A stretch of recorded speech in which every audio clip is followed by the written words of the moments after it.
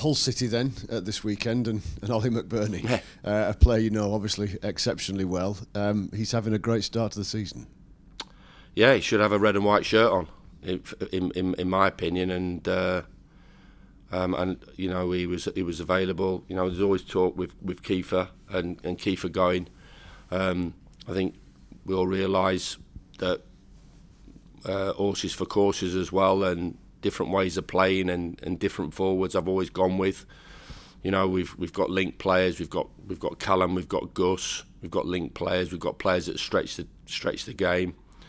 In terms of Tyrese, but always for us, you know, a number 9 in the building will give us the different options. So there was always a chance that Kiefer would go at the end of the season, stroke the start of the season, especially when the deal was made and became available. Speaking to Steve, obviously I wasn't here at the time. And Kiefer wanted to go as well, and the new manager didn't feel he was part of the plan. So, you know, a good bit of business by Steve, and Kiefer got an extended deal, and I think he got a couple more quid as well into his deal. So, players being players, not being critical of him, because you know he contributed to our 92 points last season. But I would have always been looking for a number 9, and Oli was available. You know, he's somebody that I keep in contact with quite regular. I'm a fan, not just as a player, as a personality. I thought he made a great contribution to our 9th place finish, and I think, you know, I think there's always contribution. I think there's always sort of criticism of Oli. By certain real small sections of our support, which I think there is criticisms of everybody by small sections of our support. But the contribution he made, you know, getting the team back up, getting the team to a playoff semi-final, getting the team to an FA Cup semi-final,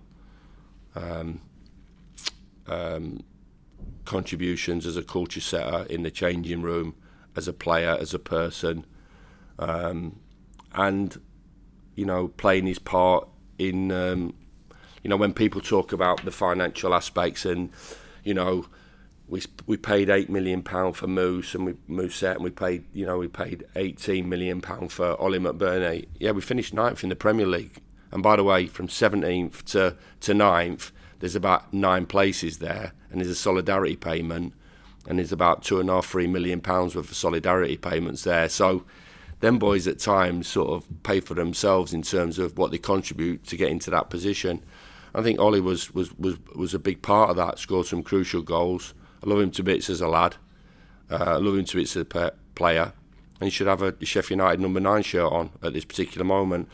And I know Steve Bettish tried to get him in. Steve's close to him as well. And I think he offered the chance to the manager to come in off his own back, to come in pre-season. And show what he had, but I think there was not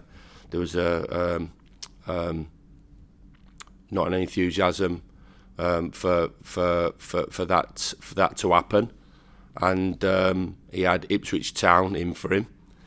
I know he had other options to go to, and Hull City made him a deal that he wanted to take. But I'm sure, and I'm not being disrespectful to Hull, but the affinity and the affection he has for this football club, for him to come in and want to do pre-season, basically a trial to see what he's about, I think shows his enthusiasm and his desire to come in. But that's gone, and we've seen what he's doing now. So unfortunately, he's not our player; he's Hull City's player. And the overall picture then, to wrap it all together, in terms of steps forward from Sheffield United, in the hope of getting a victory at Hull, what do you want to see from the Blades this weekend?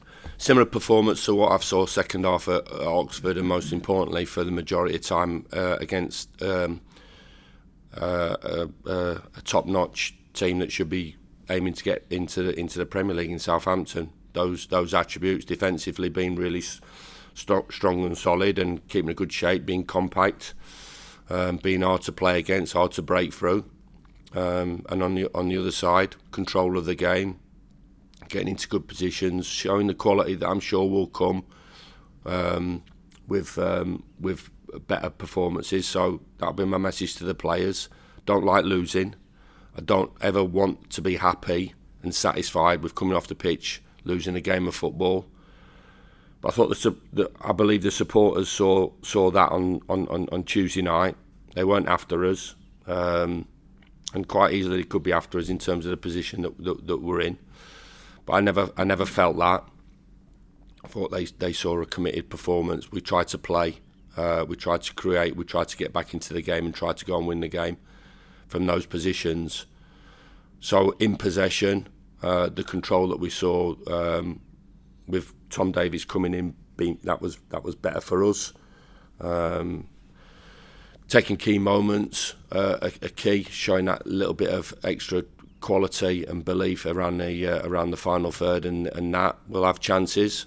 But we know that they've turned some good sides over, and it's a championship and it's a competitive league, and we have to play well. As I said, there's not just there's Oli who'll want to do well. There's Lunny who'll do well, wants to do well, and John Egan as well, who'll want to play well. Regan as well. So there's a big Sheffield United connection there. So, and it's a local derby as well. It's always been quite lively games when we've gone to the East of Yorkshire.